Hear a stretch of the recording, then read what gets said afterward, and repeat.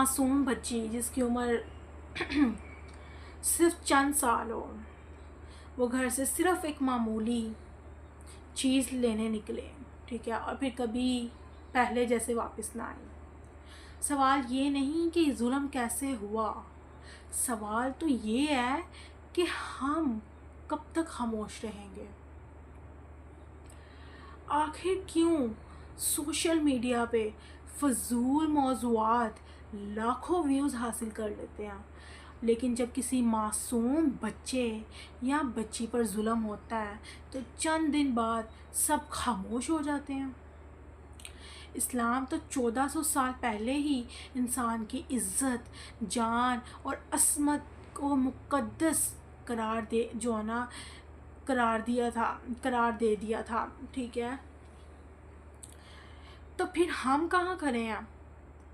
آج کی یہ ڈاکیومنٹری کسی ایک واقعے کی کہانی نہیں، بلکہ ہمارے معاشرے کے ایک ایسے زخم کی بات ہے جو ہر بار تازہ ہو جاتا ہے۔ اسلام صرف عبادت کا دین نہیں ہے، ٹھیک ہے، بلکہ انسانیت کی حفاظت کا دین ہے۔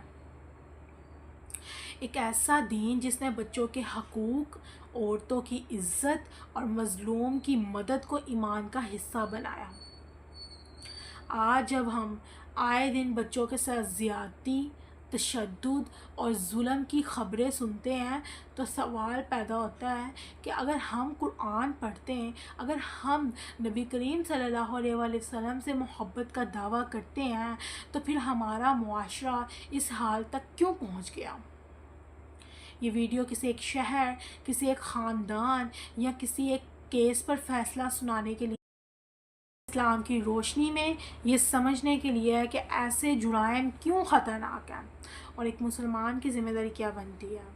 قرآن ہمیں بتاتا ہے کہ ظلم کبھی معمولی نہیں ہوتا۔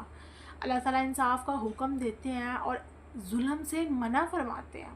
اسلام میں کسی انسان کی عزت پر حملہ صرف ایک فرد کے خلاف جرم نہیں بلکہ پورے معاشرے کے خلاف جرم سمجھا جاتا ہے۔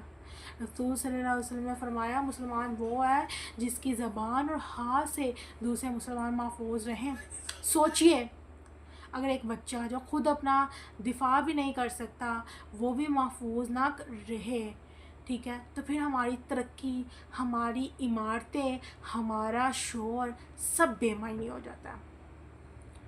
ہر بار جب کسی معصوم کے ساتھ ظلم ہوتا ہے، سوشل میڈیا پہ چند دن تک جو ہے اس کا شور مچتا ہے، ہیش ٹیگز بنتے ہیں، ویڈیوز بنتی ہیں اور پھر ایک نیا ٹرینڈ آ جاتا ہے، مگر وہ خاندان، وہ والدین، وہ بچہ اگر جو ہے نا ان کی زندگی میں ہمیشہ کے لیے جو ہے نا بدل جاتا ہے۔ اسلام ہمیں صرف یہ افسوس کرنا نہیں سکھاتا بلکہ اسلام انصاف قائم کرنے کی بھی تعلیم دیتا ہے۔ قرآن بار بار انصاف کا جو ہے نا حکم دیتا ہے، چاہے فیصلہ اپنے خلاف ہی کیوں نہ ہو۔ رسول صلی اللہ علیہ وآلہ وسلم بچیوں سے بے حد محبت کرتے تھے۔ آپ صلی اللہ علیہ وآلہ وسلم انہیں سلام کرتے، ان کے ساتھ شفقت سے پیش آتے، انہیں گود میں اٹھاتے اور کبھی ان کی بے عزتی برداشت نہ کرتے۔ یہی اسلام کا اصل چہرہ ہے، جہاں طاقتور کمزور کی حفاظت کرتا ہے، جہاں بچہ اللہ کی امانت، عورت عزت کی علامت ہے اور جہاں مظلوم کی مدد عبادت ہے۔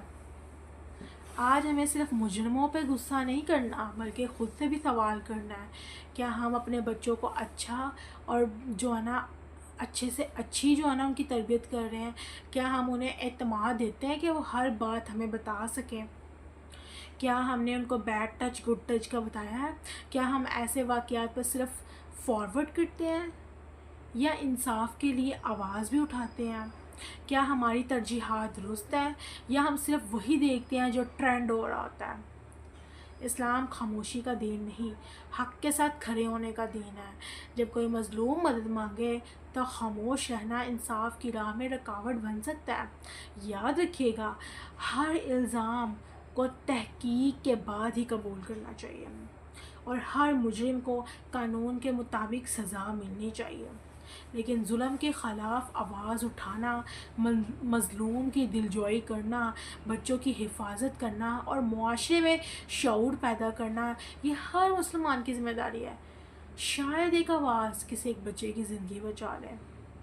یہ ویڈیو نفرت پھیلانے کے لیے نہیں بلکہ احساس جگانے کے لیے کہ اگر ہم واقعی رسول صلی اللہ علیہ وسلم سے محبت کرتے ہیں تو ہمیں اپنے گھروں سے آغاز کرنا ہوگا، اپنے بچوں کی تربیت کرنی ہوگی، ان کی حفاظت، ان پر اعتماد اور ان کے انصاف کے لیے آواز۔ یہی ایک اسلامی معاشرے کی پہچان ہے۔ آئیے دعا کریں کہ اللہ تعالیٰ ہر بچے اور بچی کو اپنی حفاظت میں جو نہ فرمائے، ہر مظلوم کو انصاف عطا فرمائے، ہر ظلم کو ہدایت، اور اگر وہ باز نہ آئے تو اسے دنیا اور آخرت میں اس کے عمل کا انجام دکھائے۔ میں اپنے یوٹیوب چینل کا انٹرو کرتا ہوں۔ السلام علیکم ورحمۃ اللہ وبرکاتہ۔ امید کرتا ہوں سب خیر ہوں گے جی۔ ویسے الحمد للہ جتنے بھی ویڈیوز ہوتی ہیں انفارمیٹیو ہوتی ہیں۔ آج میں نے آپ کے ساتھ بات شیئر کیا کہ میرا جتنے بھی کانٹیکٹ نمبر ہے ان سب کے ساتھ لازمی شیئر کیجیے گا، ٹھیک